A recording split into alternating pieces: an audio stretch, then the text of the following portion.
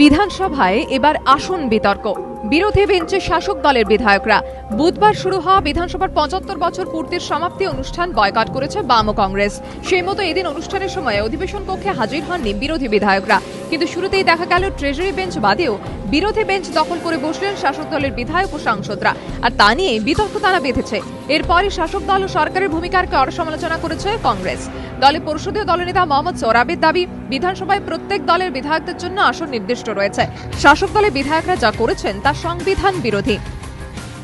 294 জন elected, একজন nominated, প্রত্যেকের জন্য আলাদা সিট নাম দিয়ে বাঁধা থাকে, লেখা থাকে যে এই সিটটা ইয়ারমার্ক ফর ৭৭%। আমরা দেখলাম যে যেহেতু বামফ্রন্ট এবং আমাদের কংগ্রেস উভয়ই ফাঁকা, সেখানে সব অন্য ওদের নিজেদের দলের এমএলএদেরকে বসে দিয়েছে। এটা আমার মনে হয়, এটা আমরা বলছি যে এটা ঠিক হয়নি, এটা আমরা প্রতিবাদ করছি। যদিও কংগ্রেসের দাবি উড়িয়ে দিয়েছেন সরকার পক্ষের মুখ্য সচেতক শোভনদেব চট্টোপাধ্যায়। এই প্রসঙ্গে তিনি জানান, এটা বিশেষ অধিবেশন, সাধারণ অধিবেশনের নিয়মাবলী এখানে কার্যকর নয়।